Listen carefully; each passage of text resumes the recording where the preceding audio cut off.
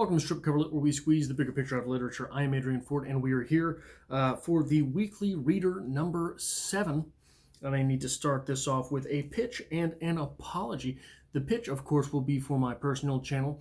If you like conversational type videos, I have a lot more conversational and storytelling type videos over on my personal channel. I will leave a link or a comment pinned in the comment section from that channel. You just click on my face and you'll head over there and subscribe there as well. But I would like to apologize. I've had a bunch of technical problems lately and I don't understand them. I have been uploading videos from my phone on which this is currently being recorded. That's why things are a little bit different around here lately. And some of my videos just won't go through, won't upload to YouTube. I'm not sure. I'm going to try uploading them onto my computer and seeing if I can run them through and edit and then try to upload them again. I'm not sure exactly. Anyway, we're here for episode 7 of the Weekly Reader. I read a quote this week which sent me into a bit of a tizzy. It sent me on a downward spiral, to which I am prone, I must admit. But it is, well, let's just get into it. It is from Will Durant. Will Durant said, "Philosophy begins when one learns to doubt, particularly to doubt one's cherished beliefs, one's dogmas, and one's axioms." Some of you might already know where I'm going with this. But you know, we've been working in definitions from a dictionary of literary and thematic terms by Edward Quinn. And this week is no exception. We will have a definition, but we're only going to have the first part of a definition because this is a word that I cherish. And I don't want to spill it all on this one video when all we need is the first paragraph from this definition. The definition comes to us from page 222. It is the definition of nihilism. Nihilism, a term that offers at least 2 definitions. See, I've been telling you that for years. The first refers to a social doctrine developed in 19th century Russia that called for the eradication of existing social, religious, and political institutions, including prevailing ideas on morality, justice, and private property. This type of nihilism endorsed only the truths of science. Memorable portraits of nihilists in this sense form important elements of Ivan Turgenev's Fathers and Sons, 1862, and Fyodor Dostoevsky's The Possessed, 1871 to 1872. So here, doubt one's cherished beliefs, one's dogmas, and one's axioms. Sounds an awful lot like the eradication of existing social, religious, and political institutions, including prevailing ideas of morality, justice, and private property. It sounds a lot like that, with the slight exception of the communist conclusion that private property is all that bad. However, it seems if doubt is the beginning to philosophy, nihilism is the beginning to doubt. Nihilism is the beginning of philosophy, not the end. Jordan Peterson, you son of a bitch. But I've got something to read on this topic as well. It's a poem. We like to do poems here on the Weekly Reader. Poems and definitions. This poem comes to us from Siegfried Sassoon. It is called Glory of Women. You love us when we're heroes, home on leave, or wounded in a mentionable place. You worship decorations. You believe that chivalry redeems the war's disgrace. You make us shells, you listen with delight, by tales of dirt and danger fondly thrilled. You crown our distant ardors while we fight, and mourn our laureled memories when we're killed. You can't believe that British troops retire, when hell's last horror breaks them, and they run, trampling the terrible corpses blind with blood. Oh, German mother, dreaming by the fire, while you are knitting socks to send your son. His face is trodden deeper in the mud.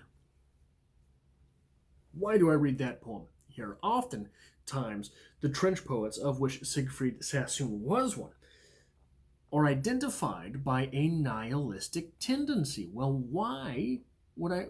How is that nihilistic? How's that nihilistic? Because doubt is the entry point to this poem. Glory of women. Oh, glory of women. What is the glory of women? The very first line tells us, you love us when we're heroes home on leave. But Sassoon, having all the fun that he has with line breaks here, does not stop that sentence there. You love us when we're heroes home on leave or wounded in a mentionable place. There's so much fun with line breaks in this poem. I hope that I don't know where my copy of this poem is. I had to look it up online and handwrite it, which is a practice. If you have not gone through with that, pick some of your favorite poems and handwrite them. It is transformative for a writer and a critic to handwrite those words. But doubt is the entry point to this poem. It would be easy, without doubt, to stop right there at that first line and understand, oh, this is a pretty nice poem. The glory of women is that they love us. That is their glory, to love us when we're home on leave. How sweet. But we've got to carry on with the poem. Or wounded in a mentionable place. Now, wounded in a mentionable place, does this mean some shrapnel caught me in the ribs? Ribs are mentionable. You know how many men lost their genitals in World War I? That's not mentionable. So if we're wounded in that unmentionable place, you don't love us. Or does it mean you love us when we're wounded in a mentionable battle? That place, that battlefield, which was mentionable, we were wounded there. That is some type of prestige play. Is that what it means? Well, all we get on that line is or wounded in a mentionable place, period. That line break. There's some fun being had there. And later in the poem, you worship decorations you believe that chivalry redeems the war's disgrace. You worship decorations you believe. But it carries on. You worship decorations you believe that chivalry redeems the war's disgrace. And the very next line, you make us shells. Literally true. Women made shells for the war. But you make us shells. We've got these medals that you worship. We've got this, we've got all the fatigues that you worship. You don't worship what's inside. You don't worship us as people. Or does that line mean you make us shells? You, women, are the hollow part, the shells. I think that there is so much going on there, but you have to doubt to get into all of those things that are happening there. So it seems that literature begins with doubt as well. That doubt allows interpretation. In fact, that doubt requires interpretation, and interpretation is that which separates art from propaganda. I'm on this soapbox again. I've been here before.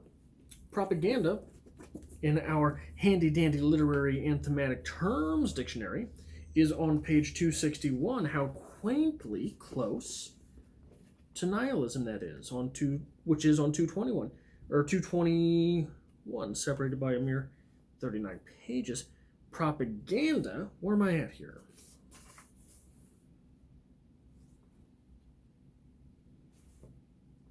Did I write down the wrong? No, here it is. Propaganda, an organized attempt to influence public opinion on political, religious, social, or cultural issues. That sounds a lot like the list that was presented to us in the definition of philosophy, and as well as in Durant's quotes, cherished beliefs, dogmas, and axioms.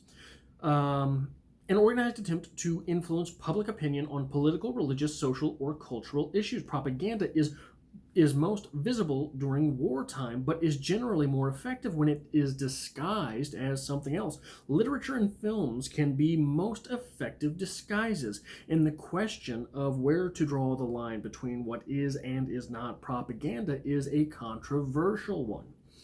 The contemporary view that argues against the possibility of objectivity suggests that all language is rhetorical, and that propaganda is merely an extreme point on a continuous spectrum. Certain genres, such as film documentary, tend to veer close to propaganda.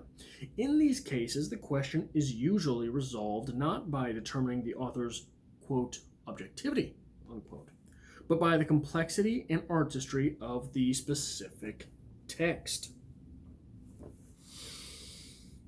That's a fairly inflated way to say it's just people's bullshit.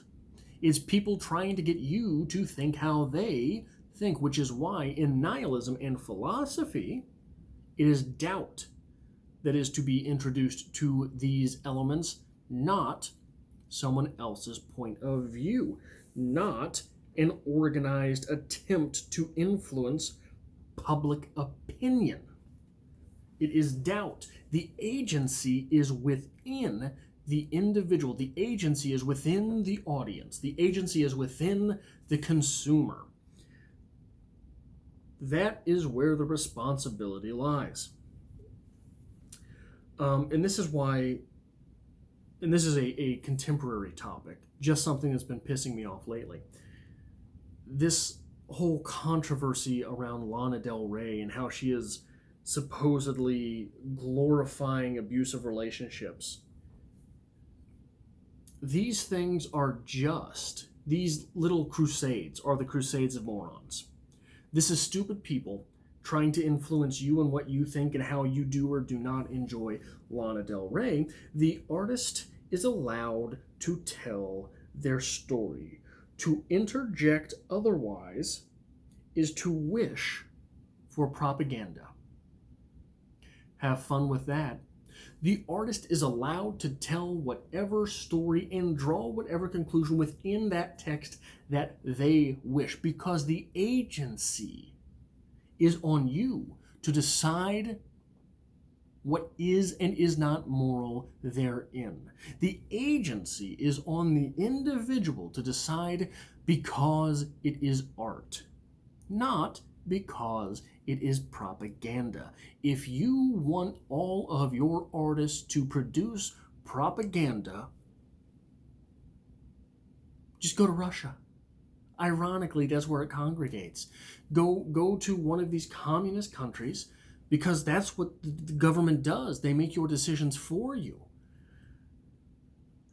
There is a story from Kurt Vonnegut, and I'm going to get almost all of this wrong. It was told in an interview, and that interview is somewhere on YouTube. You can find it, I'm sure.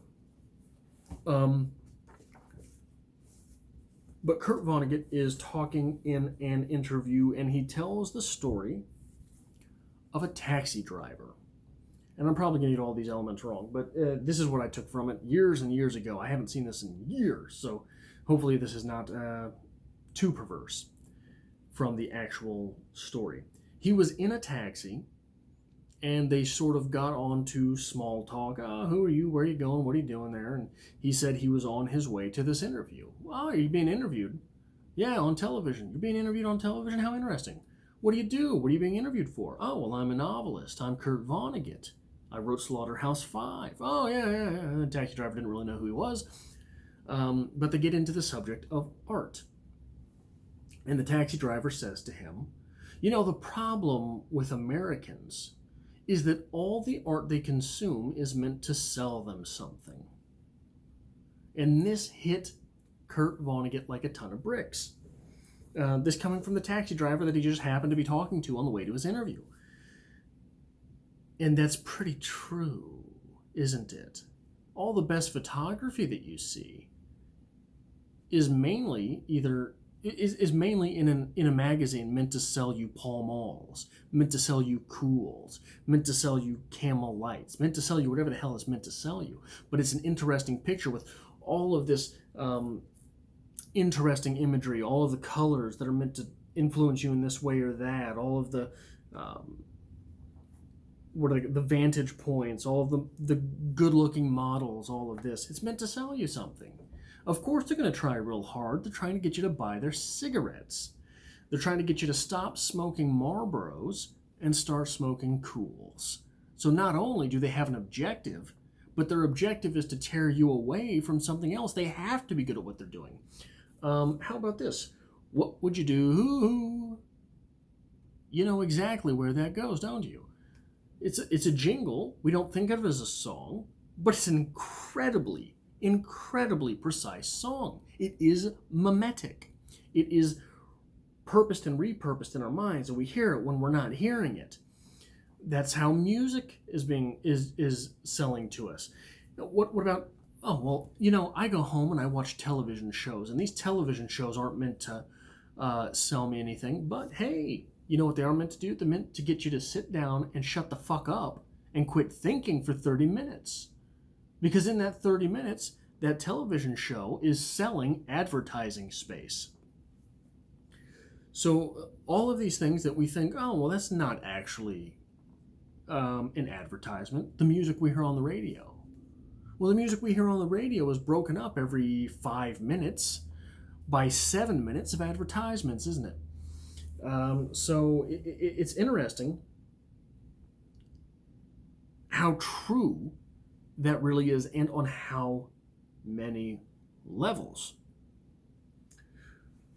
So it's disheartening. And most of the art that we consume is propaganda, which means it's not art.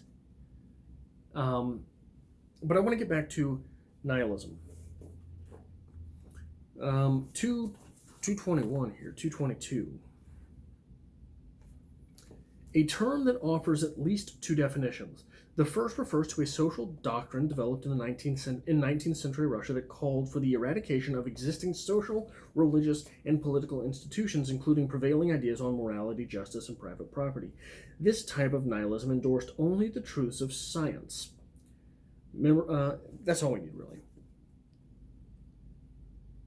I think it's an important question to ask ourselves. And this is part of the main thrust of literature in general. If we're asking these questions, introducing these doubts, what are our existing social, religious, and political institutions, including the prevailing ideas of morality, justice, and private property? What are our cherished beliefs, dogmas, and axioms? What are they? And why do we have them? What are the crutches that we clutch, and what are the cushions that we cuddle? And do they make us better people? Are we better for them, or simply weaker?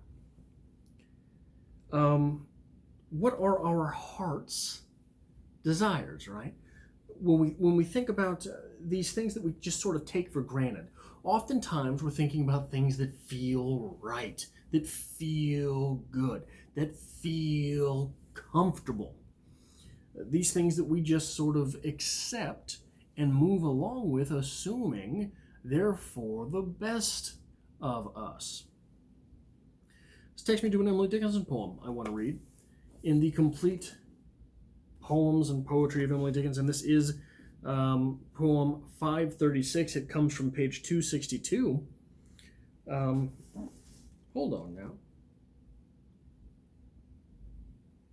Ironically, one page after the definition for propaganda in my dictionary for thematic terms.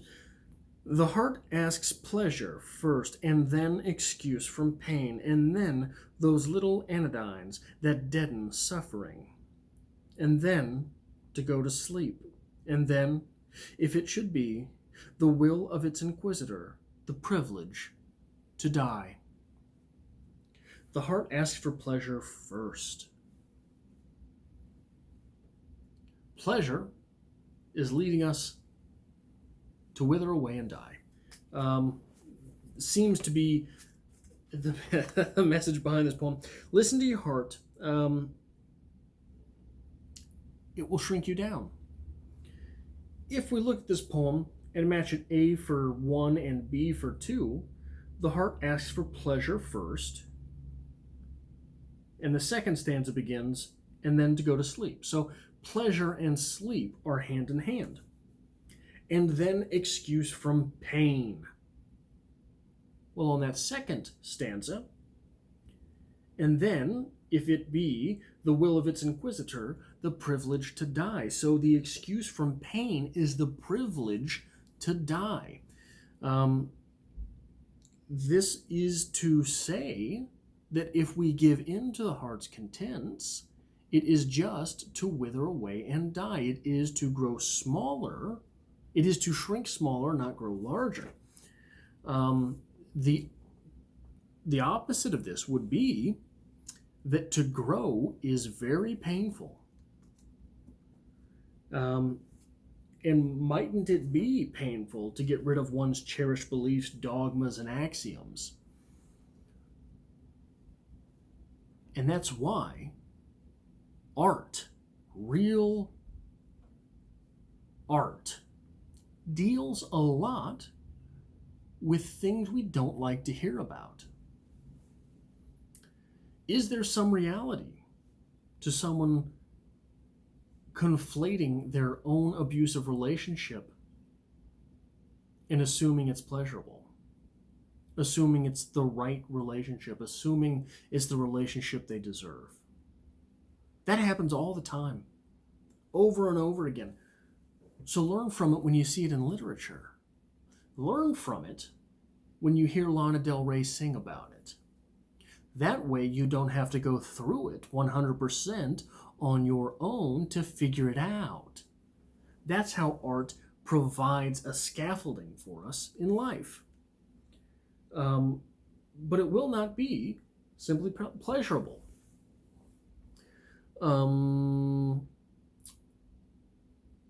There's a story from my childhood of my little sister.